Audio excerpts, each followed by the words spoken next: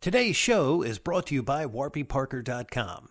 Get a free 5-day home try-on at warbyparkertrial.com/AAA. That's 5 pairs, 5 days, 100% free.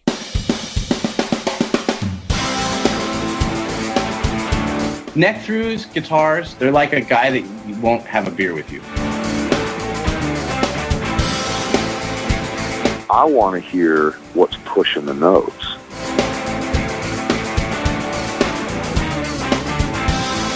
Freddie King and B.B. King, Albert King, and let's not forget Burger King. I don't want to blow my knuckle out. Stainless steel is the work of the devil. These go to 11.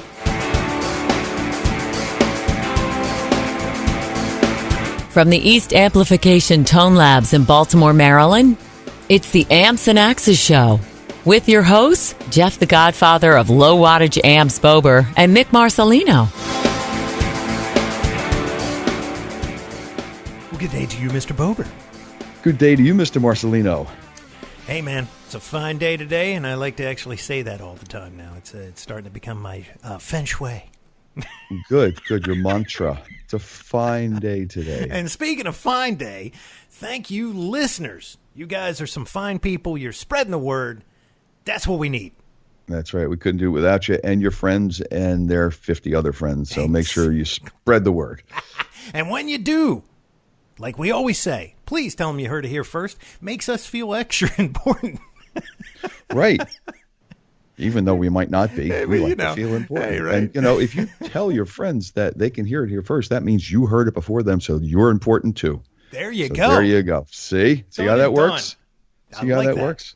All right. So, and we're going to bring you somebody today who you probably don't know a lot about, but a really good guitar player that landed a really cool gig because of another really cool guitar player who's been our guest as well. Yeah. So we're going to take a break. We're going to take a pause for the cause and come back with our guest of the week, guitarist for Asia, Mr. Sam Coulson. Hi, everybody. This is Frank Gambale, guitarist, and you're listening to Amps and Axes. As a special offer to our audiences, warbyparker.com will give you a 5-day home try-on complete with 5 pairs of glasses to choose. Just go to warbyparkertrial.com/AAA to get a free 5-day home try-on. Warby Parker makes buying glasses online easy and risk-free. Their home try-on program allows customers to order 5 pairs of glasses to be shipped directly to them where they can try them on in the comfort of their own home. For every pair of glasses sold, Warby Parker distributes a pair of glasses to someone in need. Warby Parker makes buying glasses fun, easy, and pain-free. Warby Parker keeps their styles highly curated, fashion-forward, and extremely wearable while including high-quality lenses and coatings at no additional cost. Warby Parker makes your experience completely risk-free and free shipping all around. Visit warbyparkertrial.com/AAA to begin your free home trial on experience today. Okay, and we are back as promised, keeping promises as usual, with our guest of the week, guitarist for Asia, Mr. Sam Coulson. Sam, how are you? Good morning. I'm really well, thank you. How are you? Better now. Better now that we can actually hear you, or I can hear you. Thanks for taking the time, man, really. Oh, it's a pleasure. Thanks for inviting me. I'm really happy to be here. So thanks for having me on the show. Excellent. And I had a couple seconds to talk to Sam before you came on, Jeff. Okay. And I discovered Sam through a video that was, what was that, Sam? Was that a class that Paul was holding? That was Paul Gilbert's Great Guitar Escape in 2012 in upstate New York. I think that's the first one, right? Yeah, the first camp that he did. So here's this video, Jeff, and here's this young guy, and Paul Gilbert goes, so, we've been doing the camp and everything, and I'm paraphrasing to no end because I haven't seen it in quite a while. And he goes, but I want to bring Sam Coulson, Sam here. I want him to show you what he knows and stuff. And I was like, oh my God, he was so, the 2-note per string. It's got that Eric Johnson, Joe Bonamassa feel to it. It's got that really, and just blazing. And for Paul Gilbert to go, my God, that's pretty fast. It was like, if Paul Gilbert is saying that, what in the world is going on? So, and then when I found out he was in Asia, and I thought, man, we got to get him on. We're going to find out what's going on. Exactly. Thanks very much. We're going to, Sam, I don't know if you're familiar with the format of the show, but we're going to take a ride in the Wayback Machine and find out where Mr. Sam Coulson came from, where you were born and raised, and what got you into this wonderful world of music, man. So give us some history. Right. So I was born in England, in Worcestershire, and grew up there, quite rural. Little town called Bromsgrove was quite close to me, but I was actually outside of Bromsgrove. And I started playing guitar at about 16 years old. I wasn't really keen on much music stuff before then. But that was about the time I was getting into rock music. And 16 years old, I got a guitar for Christmas. My mum and dad really looked after me. And, from then, that was all I cared about at 16 years old. What made you decide that you wanted to play guitar? I just really enjoyed listening to like some Jimi Hendrix stuff, and even stuff like Nirvana I found really inspiring, just hard-hitting power chords. I remember a friend of mine had a guitar the Christmas before I got mine, and it was some sort of red Stratocaster-looking thing. And I just thought it was the coolest thing I'd ever seen in my life, So the look of it, the sound, just everything was really appealing to me. And, nice. And that's all I did for years, just sitting in my bedroom, playing, listening to music and discovering guitar players.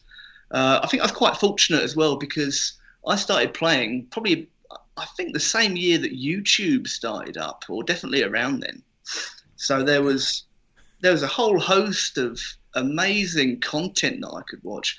I think like learning guitar has never been easier, with being able to pull up videos of your favorite players on YouTube and, really get to grips with being able to see how they're doing things.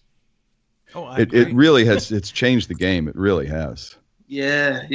It's really interesting to me thinking about someone like Eric Clapton slowing down records and listening over and over and over again to try to, find out the notes that were being played on those early blues records. I mean, the amount of time it must have taken. I think we're kind of spoilt these days in a way. Oh, absolutely. Yeah, for sure. Now, what was I going to ask you? Had you been schooled in music at all? Did you, go to university for music or anything like that? No, I actually, after high school, I did a music technology course, which was more geared towards, actually sound engineering and that kind of stuff. And I did that for 2 years, and but really it was the playing that was more exciting to me, and no real guitar lessons. I had a few at the beginning from a guy who showed me some cowboy chords and a few scales and stuff,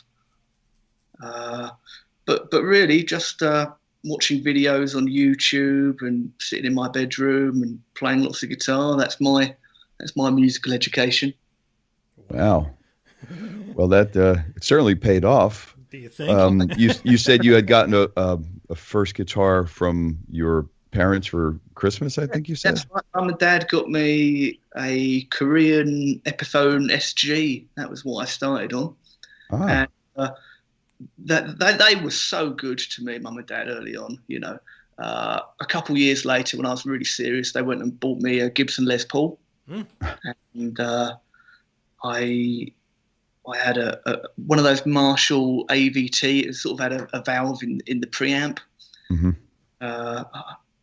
Big 100-watt one of those, so I could move lots of air and play shows. Now, was that your first amp? That's my first big amp. Before that, it was a Marshall MG15. Oh, but still a Marshall, Still, yeah. A Marshall and an Epiphone. An Epiphone is, for all practical intents and purposes, a Gibson. Yeah. It's you in the ballpark. Absolutely. That's very cool. So what kind of stuff were you focusing on once you started to watch YouTube and learn things? What really inspired you? It was lots of Jimi Hendrix stuff. I was really into blues players like Gary Moore and guys like Joe Bonamassa. He was probably the guy who I really wanted to get those fast pentatonic things from. So you did well. Yeah. And guys like Walter Trout, who's a really phenomenal blues player as well. That was my main goal early on, to get a good blues vocabulary and to be able to play over those great 12 bars. That's really nice. Had you at what point had you gotten together with some friends and started to put a little project together? I think in the first year of playing. The first band I was in was called Robert. Robert. I like it. There you go. Yeah, and it was, lots of just big power chord stuff. It wasn't really blues stuff, but just more straight up rock stuff. But that was so much fun, playing with a drummer and turning up loud. Was it a power trio? 2 guitar players. Yeah, Oh, two two guitar players, bass player, drummer. Wow. Well, I mean, Cream wasn't really a blues band either. It was power rock, but it was certainly based in the blues. Yeah, I love that stuff.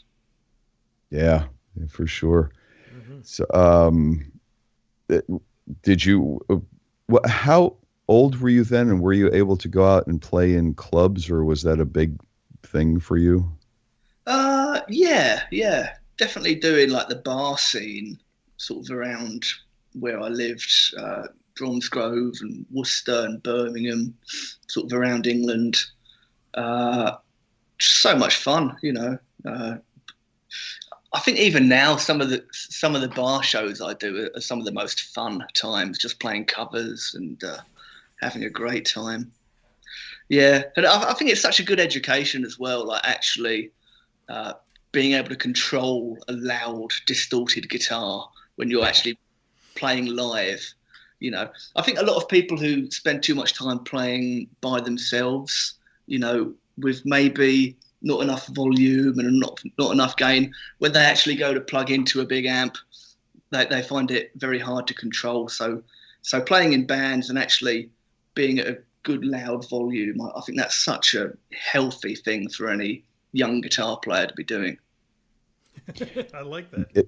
I love that. I love that too. Move some air, stand in front of it, learn how to work it and control it. It's, so many times we hear the guys are moving away from that into the virtual world, and at times, I mean, you probably know all too well, at times there's not a lot of air being moved on some stages anymore.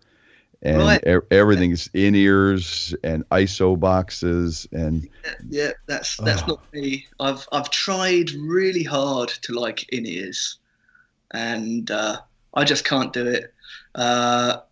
What I do these days to save my ears, I've just got some earplugs in and a real amp behind me and a very simple monitor mix.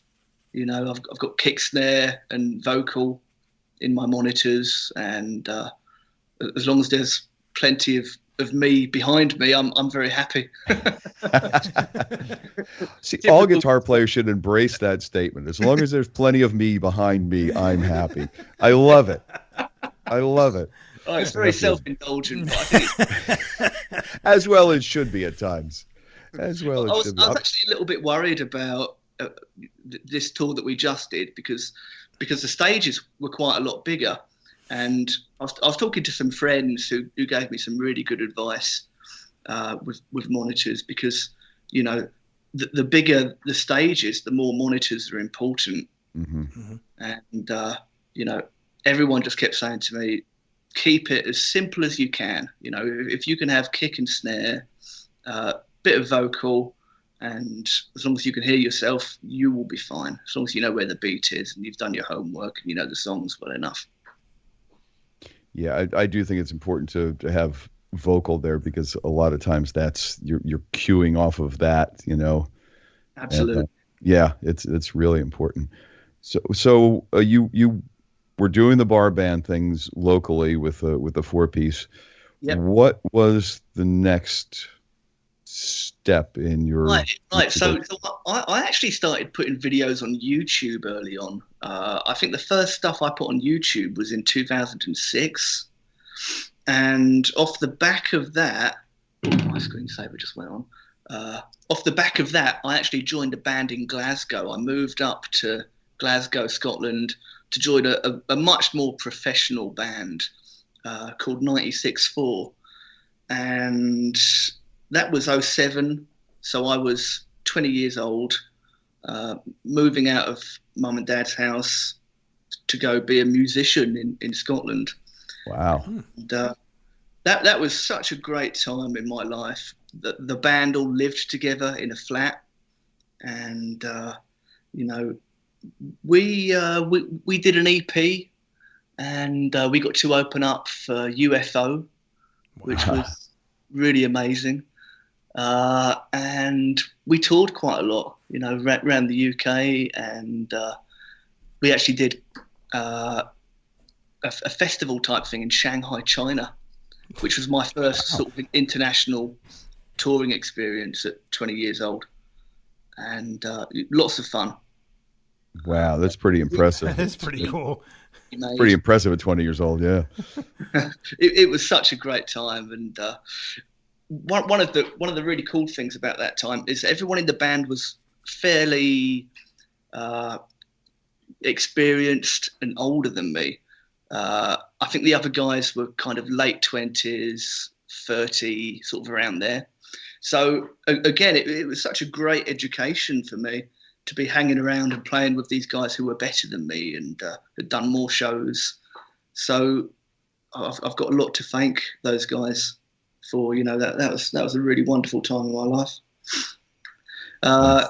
It was kind of short-lived. I think it was only sort of a year or so, because the flat that we lived in actually collapsed. And wow, you know, total rock and roll story. Nobody was hurt. I was actually back in England visiting mum and dad at that time. I'd gone back, so I had my guitar with me. But all of the other guys in the band, they were actually down the pub, and they came back from the pub to find that the flat had fallen down. Oh my God. Yeah. So that kind of put an end to that. I assume all the gear was in there. Yeah. PA. The other guitar player had a really lovely Gibson Custom, you know, Black Beauty type thing. Mm-hmm. And, you know, some nice Marshalls. I think he had like a Zakk Wylde head. Oh, wow. And yes, so some gear got lost, and that was kind of the end of that chapter. But when I was in China, I actually met my now wife, who was performing in one of the other bands at this festival that we were doing, and I'd gone over to visit her, and that's where I am now in Calgary, in Canada. Oh, okay. And yes, so then I moved over to Canada and got a teaching gig actually, and that's where I am now. Wow. That's so you're are you teaching music? Yeah, that's right. Yeah, I'm teaching music right now. I'm mostly teaching privately, sort of via the internet. I do a lot of Skype lessons these days. Oh, very cool. I hope it works better for you than us. When it works great. It all depends if the internet gods are smiling down on you half the time. For sure. For sure. So how did you finally wind up getting hooked up with Asia? I know there's somebody else involved. Actually, a guest of ours, right, Mick? Say that again. I'm sorry. I said I was asking Sam how he finally got involved in Asia, and there's a person involved that was actually a guest of ours. Oh, would that be Paul Gilbert? It would. That's right. Right, yes. right. Yeah. So Paul Gilbert is one of my favourite players. I'd probably put him, number one on my top 5 of, the greatest guitar players. I'm such a big fan of Paul's, and early on, I actually sent some of my early videos to Paul's website. He's got like a bit of a fan, what would you call it, like mailbox where you can post stuff to him. Cool. And I sent some videos of me playing, and couldn't believe it when he sent me an email back. And we started talking quite frequently. That would have been, I believe, sort of 2009, around there. And Paul is such a generous, nice guy, and gave me lots of great advice over the years. And he invited me to come teach at that Great Guitar Escape. So that was in 2012, and that was like one of the best weeks of my life. It was just beyond amazing. The other teachers were Guthrie Govan, Tony McAlpine, Scotty Johnson, who's a great Berkeley instructor and just an incredible player. And there was me, this English guy who didn't really have any clout. He invited me to come teach and play alongside them, and it was such a great week. It was sort of all classes in the day that we were all teaching, and then in the evening we all got to sort of jam on stage together. The other guy was a guy called what's his name? Really great blues player, Kid Anderson. Have you heard of him? Have not. I have. You have? Yeah. Is he related to Paul? Like his uncle or something like that? I don't think so. I don't think so. I think he's like a Scandinavian guy who moved to America. I'm thinking of, I'm thinking of somebody else that is his uncle. Right. He did an entire album with. Right. Where Yeah. It's Yeah. like not even like shredding, Jeff. It's all kind of blues, rock and roll stuff. Yeah. That's right. Yeah, this guy Kid Anderson is just a wickedly good player. Some great stuff on YouTube. Check him out. Really great. Cool. But that camp, it was just such a roller coaster ride. I was like, sharing kind of what would you call it? It was not a hotel room, but the same building. So I was like drinking beers with Guthrie Govan during the thing, and it was just such a pinch yourself kind of a week. And that's awesome. Off the back of that, I think it was the same year. I think it's 2012. Paul emailed me talking about the possibility of this. The Asia gig coming up. He said to me that he was asked if he could do it, and he was kind enough to put my name forward, which in itself was just an immense honor, For sure. That's so cool. Yeah. And, yeah. I can't do it, but Sam can. Wow. Where do you find that happening? Oh my goodness. It was just such a moment opening up my inbox to see that. And he said to me, contact John Wetton, and he gave me his contact info. And I think it was later that week I met John in the studio back in England.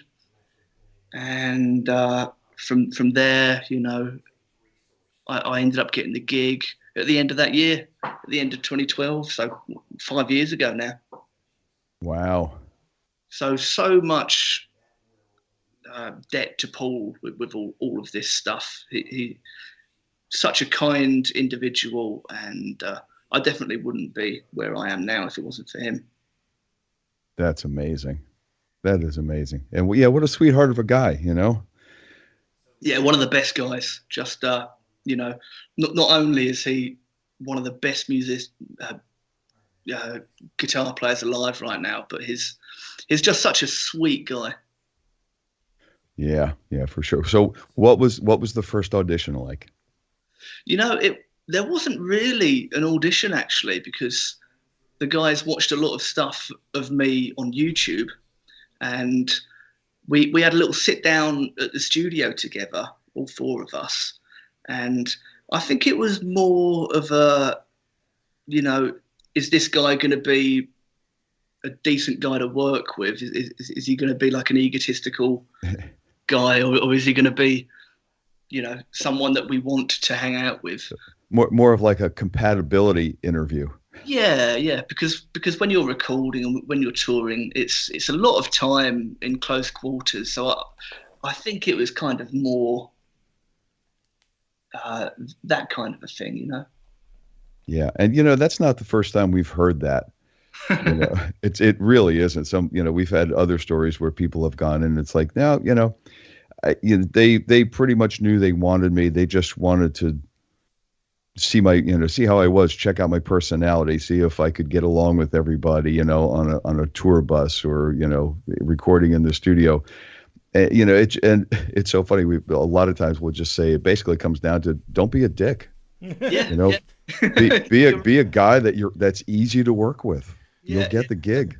Nobody wants to work with a dick, no matter how good they are. That's true. You know, I mean, there are other players out there. They could probably audition and find somebody who's got a better personality. So, you know, have the best personality and the chops that they're looking for, and the availability to go, and there's a good chance you'll get the gig. And you know, Jeff, and of course you know this, Sam, with the invention of the internet and this little thing called YouTube, a lot of these bands now aren't even like, you know, they're just going right there. That's where they go. They go, okay, we need a guy that sounds like Steve Perry. Okay, well, we're going to go to the internet, and there's a guy that sounds exactly like Steve Perry. Right, he's singing karaoke. Yeah. Oh, we need a guitarist that can do, you know, X, Y, and Z, and we got this guy, and not only does that, but he also does W. You know, it's like it's just endless, and you know, well, it's like any other job. You're not the king of the mountain, and if you don't get along, well, you know, hey, there's other people to knock you off of that pedestal. Absolutely. Yeah, it's not like I remember on one of our This Week in Music podcasts, Mick, I don't know if you remember, we were saying that when Genesis was looking for a new vocalist, they auditioned 400 vocalists. Yeah, that's right. Because that's what you had to do, and then realized, our drummer's going to sing, you know. I mean, you could eliminate 399 of those people right on the internet nowadays. Turn around. Yeah, exactly. Yeah, it's amazing. Yeah. Well, great reasons.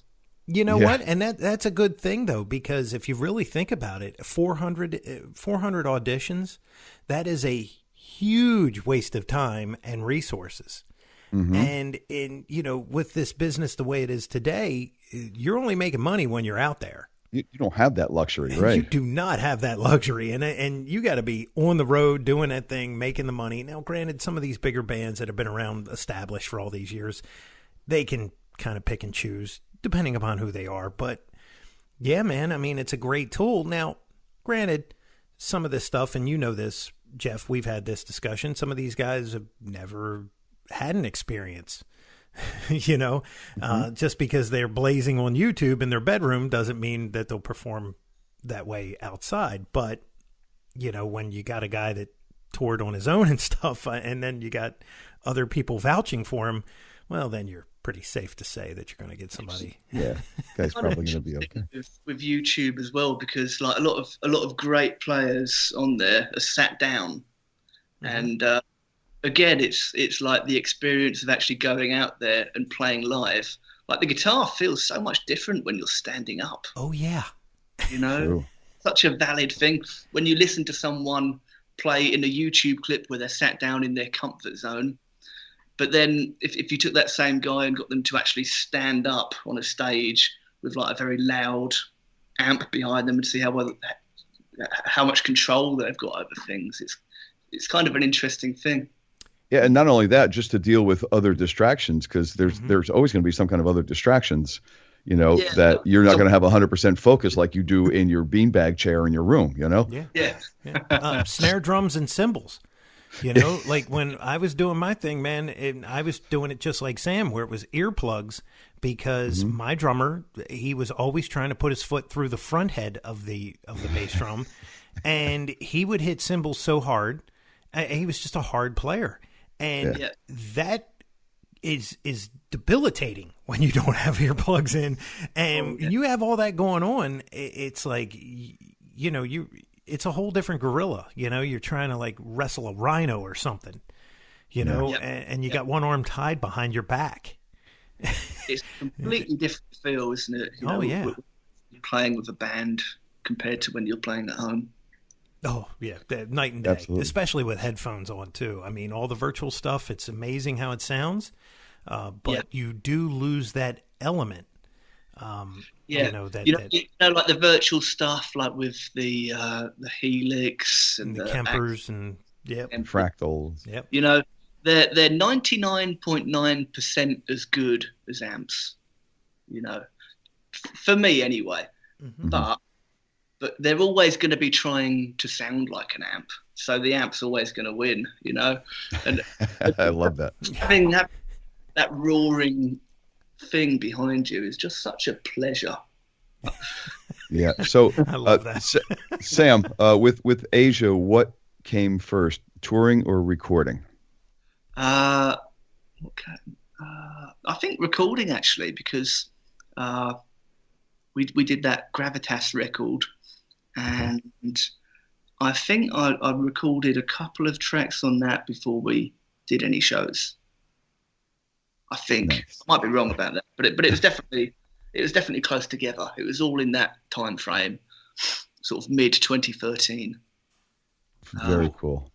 And is your what's your studio and live rig like? Are they the same or are they different? Yep, exactly the same. I've got an Engel Powerball 2. Jesus. And when we did the record, I just had it in the other room, turned all the way up, and oh my God. I was in the control room. That's quite a nice way to record, actually, having the setup next door and sat in the control room. It just feels quite civilized. Yeah, well, it sure is in the really room nice. with that beast, you couldn't stand it. I mean, all the way up. Yeah. Okay, so when you record, are you standing or sitting? Sitting. Sitting. Yeah, sitting, because it's usually a long day. Yeah.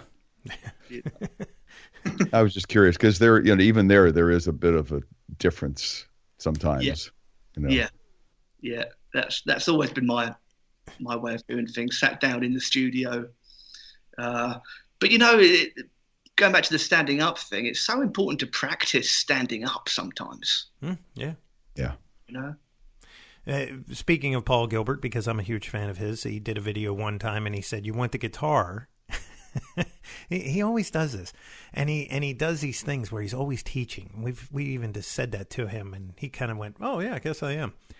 He said, when you hold the guitar, he said, you got the guys that, sling it down crazy low and everything. He goes, but you want that neck. You want your hand to where it's like you're going right for the lock on your door. Right. Like, like right there.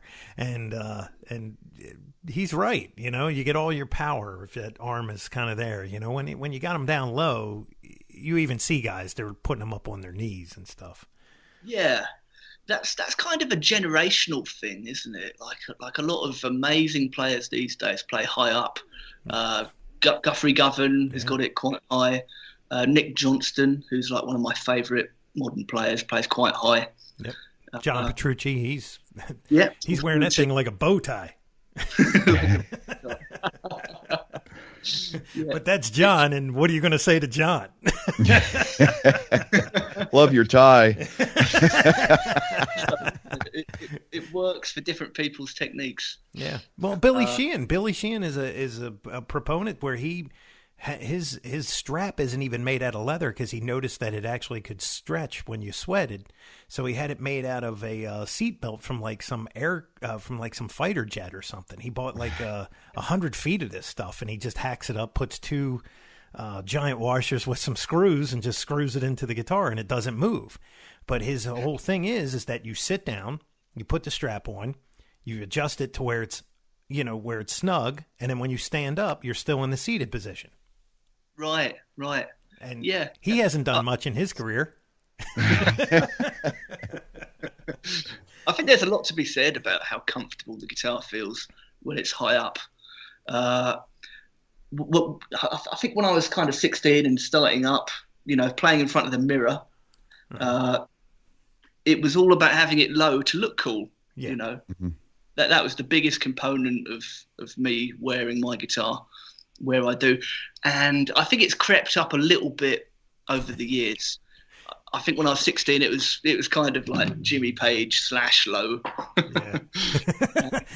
Well, it's, there's some things you simply can't do when it's too low to execute them, Like if you're a player whose thumb goes over the E string, then low you can get away with most of the things that you're going to do playing in that style low. But, if you're a guy whose thumb is resting in the middle of the back of the neck, low doesn't work. Low kills you. One of my big problems when I was about 21, I was still playing the Les Paul. I had it still very low, and I was playing 11s on it. Oh. And I really messed up my left arm, like the forearm, the wrist. I had monstrous repetitive strain, and I actually had to stop playing for a couple of months because I was making it too hard. and I had to sort of rethink a few choices at that stage. And I think that's when I started playing Strats, actually, kind of around then. I started playing Strats because they were lighter, because my shoulder was just killing me as well. I had the back of an 80-year-old and I was 21. Well, that's not gonna work if you're gonna try to make a life playing guitar. Exactly. Whose guitar is up high that possibly a lot of people don't know is Angus Young. You're right. If you look at Angus, man, that thing is up on his hip. Yeah. And I think, Jeff, what part of that is to combat some of that neck weight that those SGs tend to have. Yep. So he's able to like hold it more, because if it's kind of down low, I guess it would, it'd put more strain on your arm. Yeah. The higher up it is, the easier it is to just hold keep the neck in place. Yeah. And he's quite a short guy as well, isn't he? Oh yeah, he's really tiny. Yeah, like you see him with that SG, and it looks almost big. It looks huge. Yeah, it looks huge. What a player, though! What a player! Yeah, he kind of wrote a book. Yeah, for sure, for sure. Yeah. So you mentioned you went to Stratish type of guitars, right? Yeah. When I was like raising the strap up and discovering that the Les Paul I had was too heavy. I think the first sort of super Strat I had was actually a Godin, because I just moved to Canada and I got a Godin. Okay. And kind of on the same topic of how high you wear your guitar, one of the great things about Strat style guitars is that belly contour, so sort of the beer belly was made for me. Me too.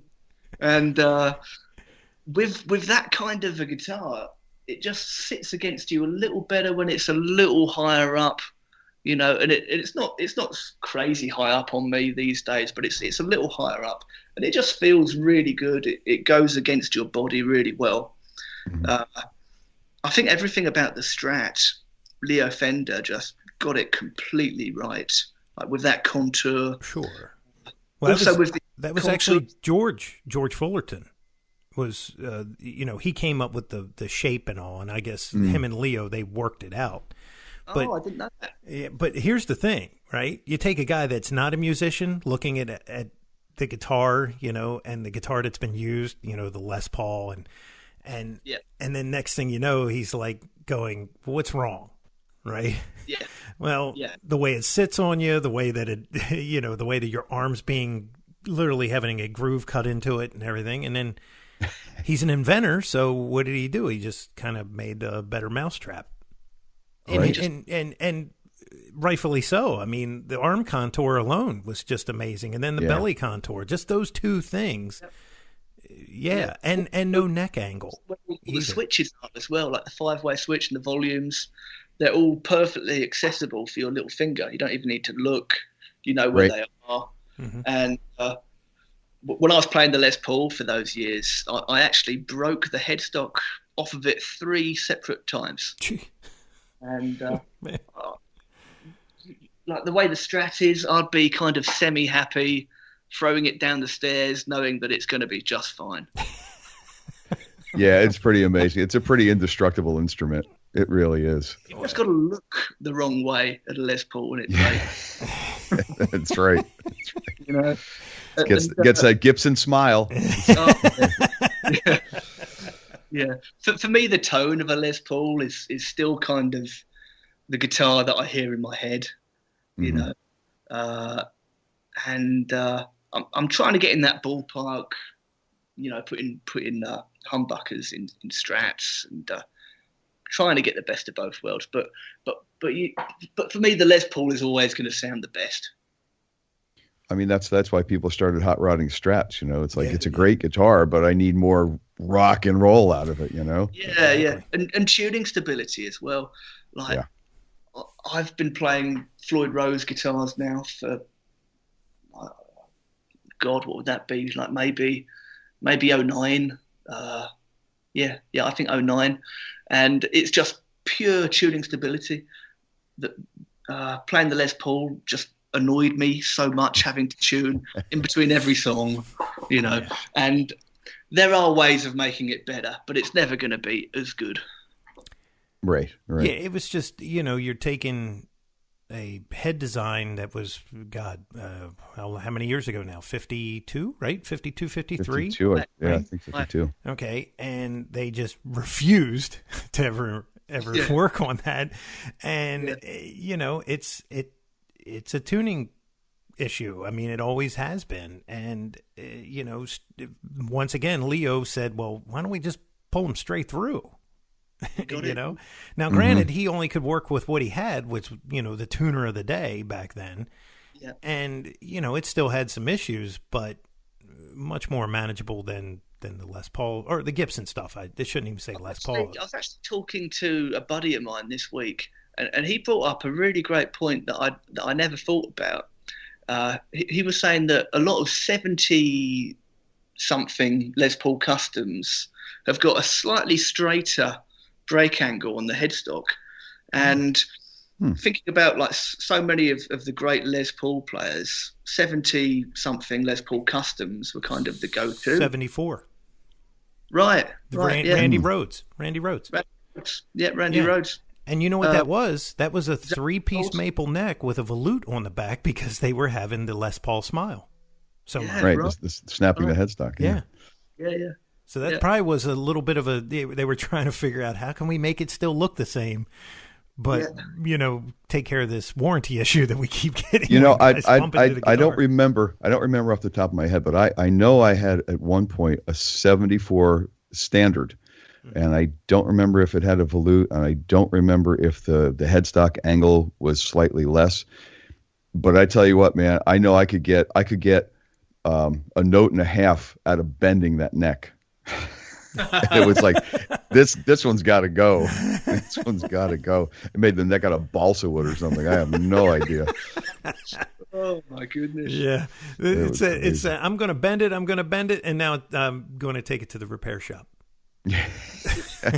Never took it to the repair shop. I just put it up on the for sale block. It's like, tuning stability, not so much. I've heard people sort of raise the point that perhaps that headstock angle is to do with why the sustain is so great. So I suppose it swings and roundabouts in terms of how it sounds and how well it actually stays in tune and all of that stuff. Sure. So what is your axe of choice nowadays?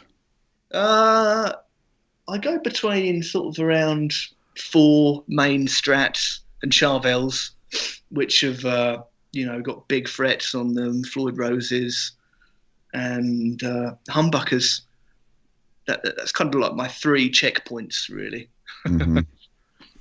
Cool. Anything with that will kind of get me where I need to be. I imagine with the Floyd, you have a locking nut. Yeah. Okay. Yes, and that is pretty. That's better than locking tuners. As far as stability goes, if you need it. And if you're a Floyd guy, it's probably just the standard. A Floyd and a locking nut. It's such a great device, the Floyd Rose. Doing those Asia shows just now with that 45-minute set, the guitar is perfectly in tune. I don't have to change it out. It just stays in. It does exactly what it needs to, and couldn't be more pleased with the Floyd Rose. A lot of people like to hate on the Floyd Rose, but for me, I can't really live without it these days. Wow. The only thing that my complaint with the Floyd Rose and its intonation setting is it's a work. Yeah, sure. There are guys out there like FU Tone that have made improvements on the Floyd Rose system. Yeah. And they sell devices that allow you to lock the saddle from that fine tuning adjustment. You're able to undo the lock on the saddle itself, and then you can actually tune the string to pitch and adjust it to get the intonation right, then lock down the saddle. Right. So, right. Things like that have really helped. But if you don't have those tools and you're just by yourself, tuning and stuff, it just, you have to know your way around. I mean, it's one of those things. Great. You just have to know your way around. It's not like a non-locking system, but right. It's a cruel mistress, that problem that you mentioned. And also string changes take 3 times as long. Yeah. I mean, because especially if the bridge is floating, if you have like an EVH guitar where the bridge is actually flat against the body, it's not so bad. Yeah, mine's floating, so it's floating. You got to tune, then you got to tune, and then you got to let everything kind of get in place. But yeah, I guess anything, has a downside to the upside. But if you want to stay in tune for your show, you got to live with the downside when you do. It's just the way it is. The nice thing is, once you've done that hour's worth of hard labor, you're done. It's to be okay. Yeah. Do you have any of the improvements on your Floyd Roses, Sam, that Nick was speaking of? You don't. Yeah, it's something that I need to look at because I've been aware of those for a while, and I've definitely been interested in sticking some of that stuff on there. We've been trying to get him on the show, actually, the guy that owns that company. Oh, FU Tone? Yeah, and let me tell you, he does some pretty unique stuff. He has a brass block that goes in where your pickups go, and you can then make your pickups solid mounted. You don't need pickup rings. And the big blocks in the back of the Floyd. Huge blocks that he puts on his Floyd Rose. Yeah, creates more sustain. Yeah, much better. Yeah, I'm definitely a fan of what he's done. Yeah, that's cool. I guess with all that, the initial intonation setting, I think you probably pretty early on need to decide on what gauge strings you prefer. Oh man. Yeah, just kind of live with it. Yeah. What do you use, Sam? 9 through 42 clear tone strings. And clear tones. Speaking of gauges, actually, previous Asia tours, we've been down a half step. And with this one, nobody told me. Oh, no. Because it was like 10 through to 46 for like half a step down. And I got to rehearsal, and Jeff Down starts playing some licks from the songs. Carl's getting himself sorted out. And I'm listening to Jeff play, and I sort of ring out a few chords to play along with him, and have the horrific realization that everything's now 440. So I had to get everything reset up, and I had to get new gauges of strings. Wow. yeah.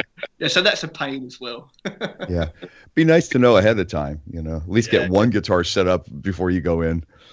Yeah. Oh, that's hilarious. But that's pretty amazing that they used to be down a half step and now they're back to pitch. Back to pitch. Yeah, back to pitch. Wow. Yeah, it's definitely better for me playing 9 through to 42, because that's what I do when I'm at home, and it always feels very different for me going up to 10s, even though it's half a step down. So the tension is kind of similar, but it's definitely got a different feel to it. Mm-hmm. Oh, for sure. And it's probably a little less fatiguing on longer tours, if you're with 9s. I think so. Yeah, I think so. Well, cool. Do you have any solo material out that we should know about? I did a solo record 2 years ago, and sort of the idea behind that record was to do a very sort of minimalistic production type thing. And what I did is I did 10 classical pieces played on Strats. Oh. And a lot of it is just straight up clean single guitar Bach pieces. And a couple of the pieces I did sort of like a duet with myself, where I played a very clean rhythm part with like maybe like some volume swells and some whammy bar stuff with the lead. And it's just 10 tracks. It's quite a short album. I think it's just over half an hour or something, but it's called Electric Classical, and it's on iTunes and Amazon and all of that stuff. I recorded it all by myself. That's the nice thing about doing a guitar record where it's only guitar. It was really easy for me to put together. The hardest thing was learning the pieces. Well, so you must be very familiar with the technology end of it then. Well, it was all done very sort of low tech, actually. I had one of those Roland Boss all-in-one recording units. Oh, yeah. And wow. I did the whole thing on that. Wow. Yeah. Mm-hmm. Yeah, because everybody nowadays is like, which version Pro Tools are you using, or whatever. But that's pretty cool, man. See, that's my speed. That's my speed. I'm trying to get up to speed on the technology end of things. Some of those recorders are very nice. I mean, they were up to like 16 tracks, I think, weren't they, Sam? Yeah, that's right. All I needed was 2. Yeah, some of them were very nice, Jeff. I mean, and they weren't cheap. They had big hard drives in them, and I think you can still get them. They're probably still out there where they're like consoles. The thing that I liked about it was really easy, because I'm not the most technically minded person, and just being able to work at my own pace at home and to record all by myself and not worry about anything going wrong with a computer, and just plug straight in and away you go. It probably isn't the best sounding device, but I didn't really care too much. And it may be less critical with just like tracking 2 guitars, as with regards to what its ultimate capabilities are, as opposed to putting 18 or 20 or 25 tracks on. Then I think it really starts to get a bit more critical. But it sounds like it was just the perfect thing to do that project on. Yeah, and I listened to that CD, a couple months ago, and it sounds pretty good. Like the tones on it, I'm quite pleased with. I'm just starting work on a new record. Actually, I'm doing another solo record, and this one will be a bit more of a full-on kind of rock band instrumental thing. But I'm writing it so it works really well as a power trio. I'm kind of trying to shy away from overdubbing and doing all of that stuff. my idea with this record is to video all of the actual takes live on the floor. And because YouTube is such a massive part of how people consume guitar music these days, so to have like video elements of the actual takes, that's quite appealing to me. So I'm working on that right now. That's pretty cool, because John 5 did that with a song that he wrote. And, you know, John 5 is one of those guys that everybody looks at him and they go, oh, it's John 5. And then you see him play and you go, oh, my God. Yeah, it's got all of those country things. Yeah, that guy John 5 is from another planet. And he did this thing where it was a 3-piece thing, like you said, and it was they had cameras rolling, I guess, when they were laying these tracks down. Right. And it was crazy. And I was like, why doesn't everybody do this? And, you know, because it was so cool how they were doing it. And for you to do that, that's a concept that people like. So yeah, it's great to watch that. It would be really good if everybody did that. But so much of this, you know, cutting and pasting now, that's right, it kind of takes away from that, and they can't really do it. You know, the only other one, and obviously you know this because you're a huge Paul Gilbert fan, is when he did Scarified. And they were all wearing spacesuits. That's right, yeah. And it's such a great concept. It's you know, 3 great players, you know, Paul Gilbert and Marco Miniman and Ines of Hollywood, and just amazing playing. No overdubs, just honest, straight up. That's kind of my favorite thing. And you know, it's kind of going back to this technology thing these days. Sometimes the technology can dictate the music more than the music dictates itself, you know. Oh yeah.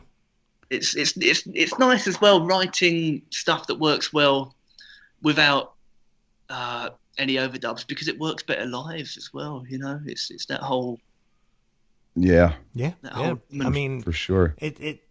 I think the thing is, and this has been something ever since I can remember, the number one comment from everybody when they see a band is, man, they sound just like the record. Right. And that thing, if you make it complicated, i.e. Led Zeppelin, it's very hard to do. Yeah. You know, I mean, Led Zeppelin did not sound like Led Zeppelin live. Well, you know, one of my favorite albums is a Zakk Wylde album called Pride and Glory. Have you heard that? Oh, I got it.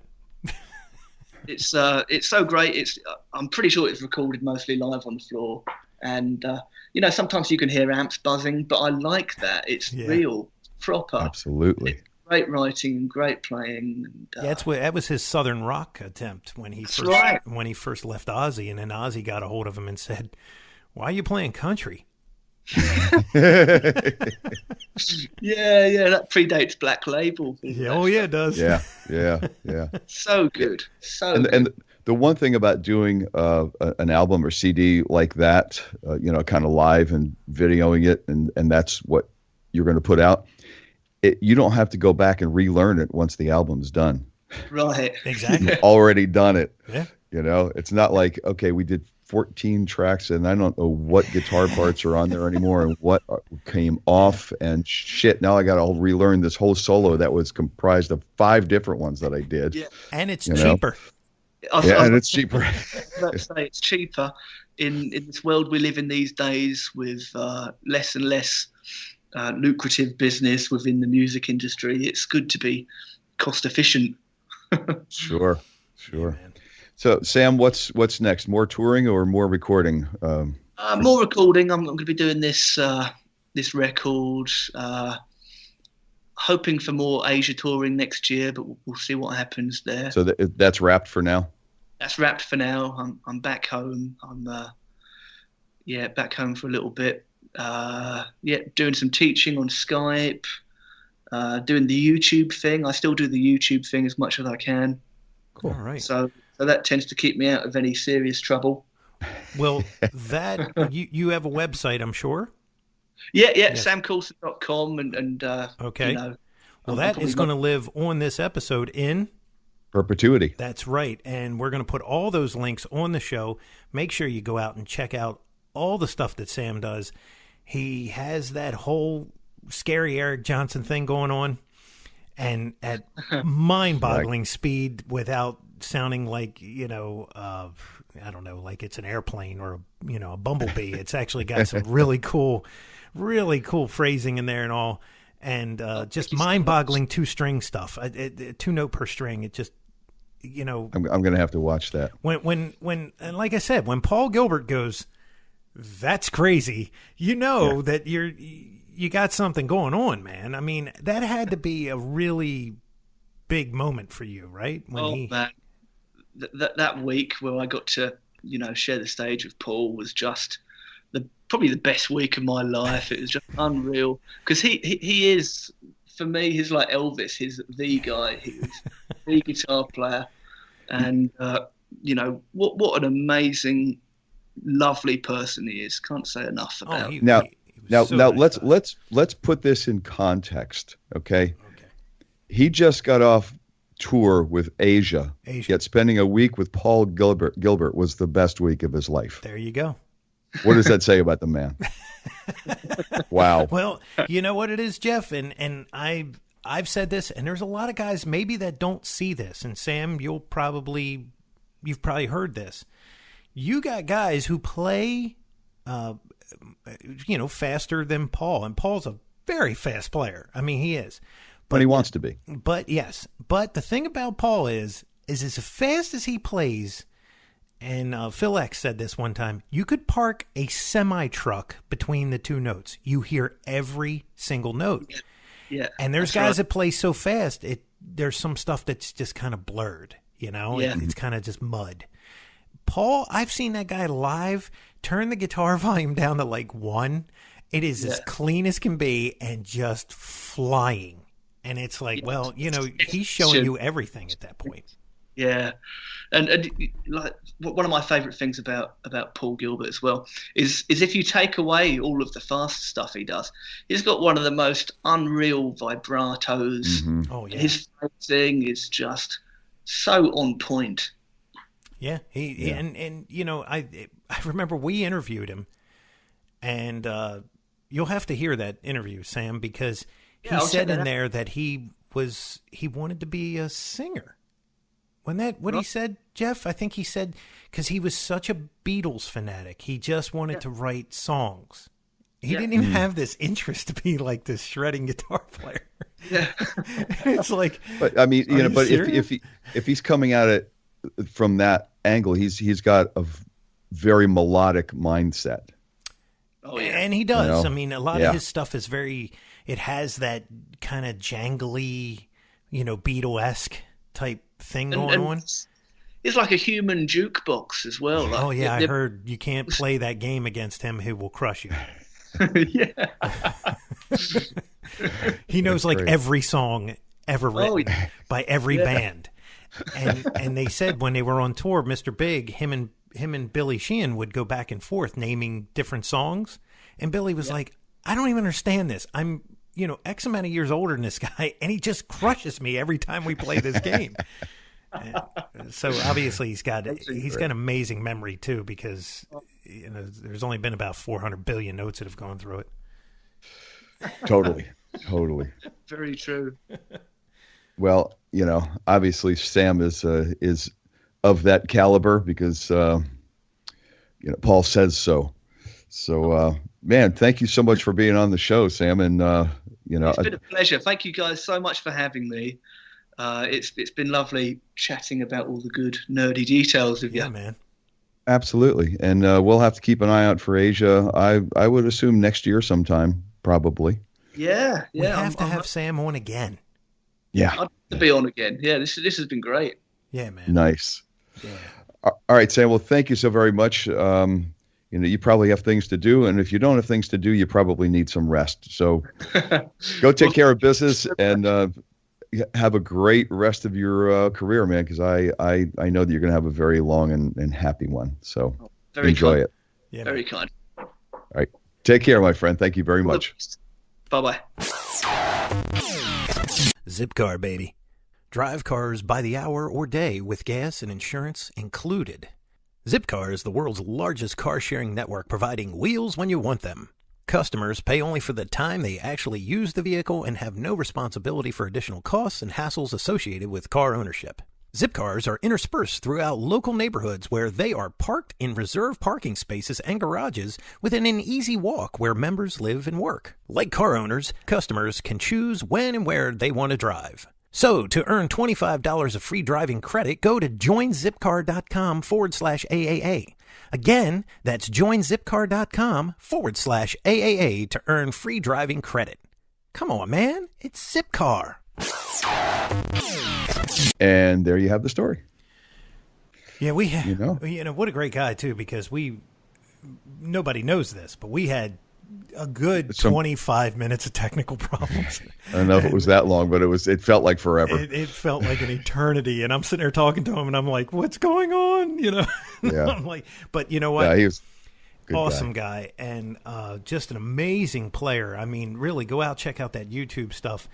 He's scary, and everybody's going to go, "Oh, he sounds like Eric Johnson. He sounds like this," and it's like, yeah, but. Joe Bonamassa gets that heat, too, that he sounds too much like Eric Johnson, but you got to listen. It's his own phrasing. It's just his attack. Mm-hmm. It has that kind of familiarity to it. But I don't even... Jeff, when you watch him play, it doesn't even look right.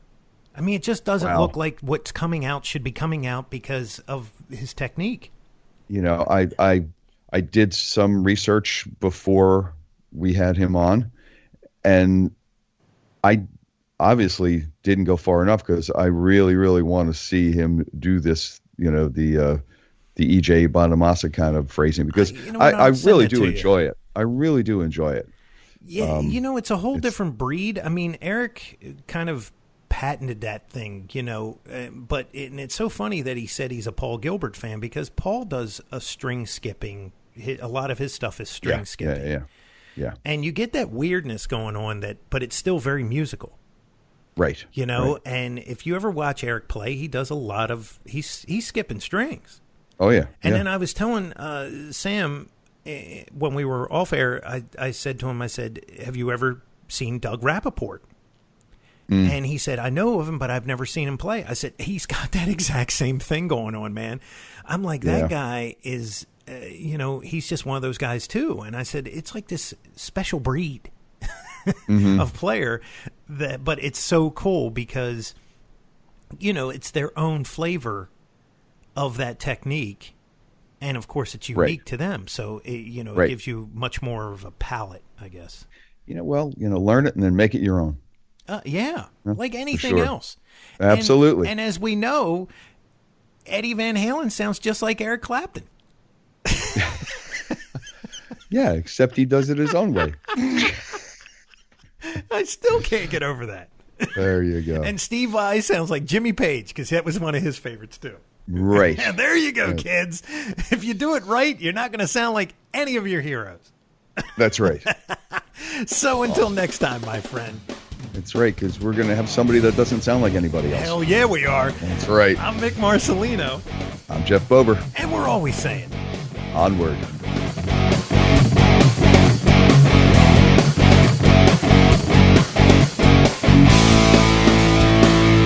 Be sure and follow the show on Twitter @AmpsandAxes. Also, make sure you like the show on Facebook. For news, comments, and everything else, visit the webpage ampsandaxescast.com. Thanks for listening.